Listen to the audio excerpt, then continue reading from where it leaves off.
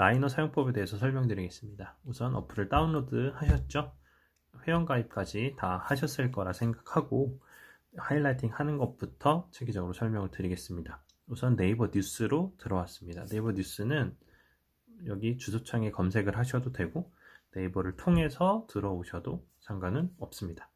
우선 네이버 뉴스에서 우측으로 메뉴를 당기면 신문 보기가 나온다고 말씀드렸죠. 신문 보기에서 이제 여러분이 보고 싶은 신문사를 설정을 해서 거기서 금리 기사를 볼 수가 있습니다. 자, 그러면 오늘 기사 중에서 관심 있는 기사를 선택해서 이제 하이라이팅을 하면 되겠죠. 라이너의 가장 큰 장점은 스크랩하는 거랑 하이라이팅 하는 게 분리되지 않고 그냥 한꺼번에 다 된다는 거예요. 그러니까 자동으로 저장이 된다는 거죠. 그 부분이 되게 장점입니다. 그래서 기사를 쭉 읽으시다가 하이라이팅 하면 좋겠다라는 부분, 대부분의 기사는 두 갈씩입니다. 두 갈씩이기 때문에 가장 첫 문단이 중요한 부분이겠죠. 자, 그래서 이렇게 하이라이팅 하는데 다시 한번 보여드릴게요. 꾹 누르고 있으면 블럭 설정이 됩니다. 그래서 이렇게 끌어오는 경우는 종종 제일 밑으로까지 가는 오류가 생길 때가 있어서 저는 이렇게 꾹 누르면 양쪽에 이제 잡을 수 있는 게 생기잖아요. 그럼 이거를 이제 이 부분까지 블럭을 씌워 놓고 우측 아래에 있는 형광펜을 눌러주면 됩니다. 네. 그래서 여기까지 형광펜을 칠해 놓고 그 다음에 남기고 싶은 거 있죠? 여기서 여러분이 중요하다고 생각하는 부분, 그 부분에 대해서 코멘트를 남길 수가 있습니다. 미분양, 월세 비중,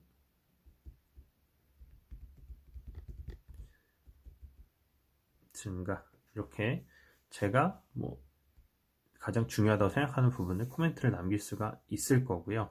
요약문을 하시던지 아니면 경제 용어의 뜻을 하시던지 그건 다양하게 사용할 수 있을 것 같습니다.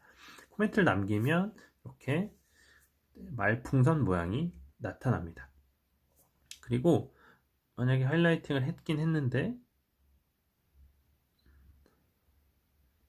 이 부분이 하이라이팅을 했는데 별로 필요 없는 부분인 것 같아요. 그럼 지우고 싶으시면 한번 누르고 우측 끝에 있는 휴지통 모양을 눌러주시면 삭제가 됩니다. 네, 그래서 월세 거래량 증가하는 이유에 대해서 나와 있습니다. 미분양 관련된 거는 저는 이미 다 알고 있으니까 월세 부분만 구체적인 이유에 대해서 정리해 놓으면 좋겠다 이런 생각이 있으신 분들은 이거를 이렇게 체크하면 좋겠죠. 그러면 공유하는 기능을 설명을 드릴게요.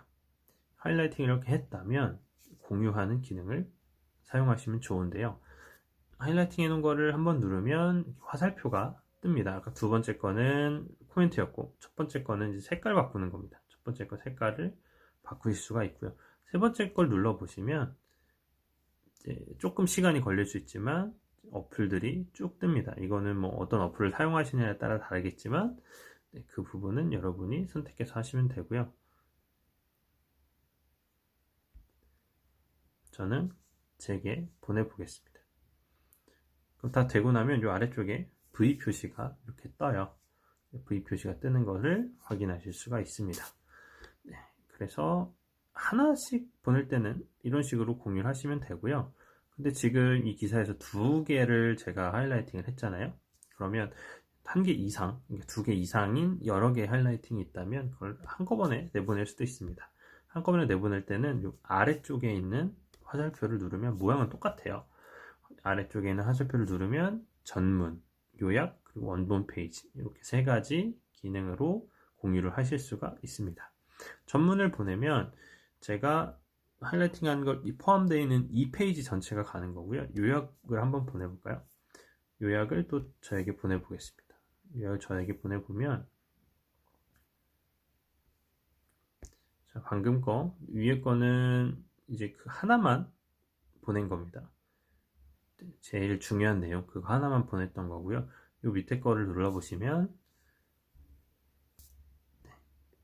딱 요만큼만 제가 하이라이팅 한 내용만 나와 있는 걸 보실 수가 있습니다. 그래서 간편하게 공유하실 수가 있어요. 자, 그러면 기사 모아보는 걸 한번 설명을 드려볼게요.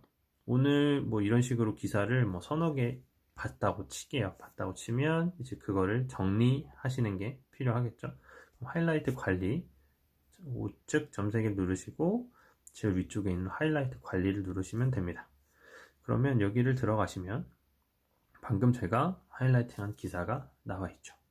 그럼 이 기사를 폴더에 넣을 수도 있고 이제 태그를 달 수도 있어요. 근데 폴더, 태그 둘 중에 뭐 비슷한 거 아니냐 생각할 수 있는데, 큰 차이점은 폴더는 하나에만 들어갈 수 있고요. 태그는 여러 개에 배정할 수가 있습니다. 그러니까 분류해서 여기서는 뭐 부동산 이렇게 할 수 있습니다. 아니면 여기다 새로 폴더를 만드셔도 돼요. 그리고 태그는 뭐 미분양 관련된 기사들을 모아봤다면 네, 여기다가 하면 되겠고요. 그 다음에 뭐 대출 관련 기사니까 대출 이렇게 해놓을 수도 있을 겁니다. 그러면 태그 입력이 다 끝났고요. 부동산 폴더에 들어가 있고 대출과 미분양을 태그로 달 수 있게 기사를 분류한 겁니다. 그래서 여러분이 이런 기사들이 계속 쌓였을 때 나는 미분양 기사만 보고 싶어 하면 태그 미분양을 누르시면 지금은 이 기사만 스크랩 해놨기 때문에 하나만 뜨는데, 과거의 미분양 태그로 여러분 스크랩 해놓은 기사들을 한 번에 보실 수가 있는 거예요. 그래서 여러분만의 기사들을 모아보는데 도움이 될 것입니다. 에버노트로 내보내는 거는 컴퓨터에서 하는 방법을 보여드릴게요. 자, 이번에는 라이너에서 스크랩한 기사를 에버노트로 내보내 볼게요. 네, 라이너를 로그인을 해주겠습니다. 그리고 오늘 스크랩한 기사를 한번 내보내 볼게요. 여기 나와 있는 이 내용들을 에버노트로 옮길 수가 있습니다. 내보내기를 누르고 나면 이렇게 4개 중에 선택하라는 창이 뜹니다. 이 중에 에버노트를 누르면 에버노트로 넘어가는데요. 여기서 여러분이 새로운 아이디를 생성해야 될 수도 있고 기존에 있는 아이디를 연결하셔도 상관은 없습니다. 저는 기존에 있던 아이디랑 연결을 하기 위해 로그인을 해보겠습니다.